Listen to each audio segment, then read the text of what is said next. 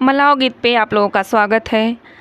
हमारा यह कजरी गीत कैसा लगा, अच्छा लगा तो आप लोग कमेंट में बताएं। प्लीज़ आप लोग से रिक्वेस्ट है, थोड़ा सा आप लोग सपोर्ट बढ़ा दें, ज़्यादा से ज़्यादा शेयर करें, सब्सक्राइब करें। हमारे गीतों में जो भी गलती हो आप लोग कमेंट में बताएं, हम सुधार करेंगे। धन्यवाद। सासु तीनों बेलायापन सिंगार करे, कदर ना हमारे करना।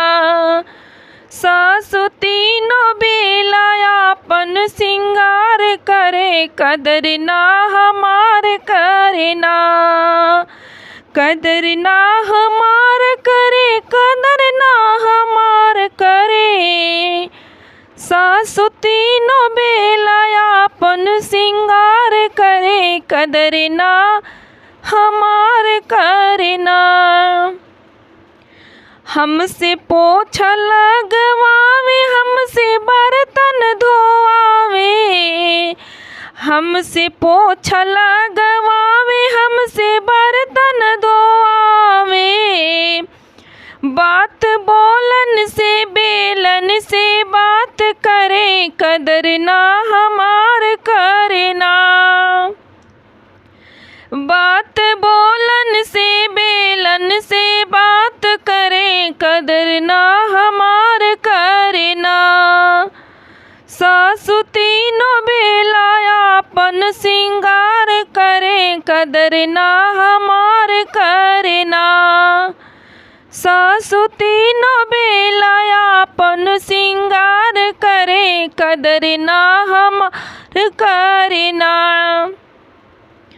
अपना साबुन से नहाए, हमका सरफ से नहवाए। अपना साबुन से नहाए, हमका सरफ से नहवाए। सबके बिचवा में हमके जलील करे, कदर ना हमार करना। सबके बिचवा में हमके जलील करे, कदर ना हमार करना।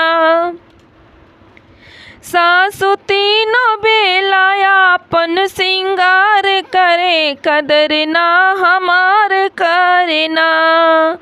सासु तीनों बेलायापन सिंगार करे, कदर ना हमार करना।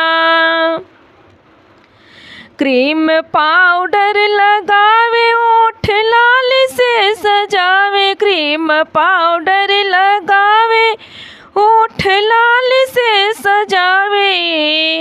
घूमी घूमी के मंगर बाजार करे, कदर ना हमार करना। घूमी घूमी के मंगर बाजार करे, कदर ना हमार करना। सासु तीनों बेलायापन सिंगार करे, कदर ना हमार करना।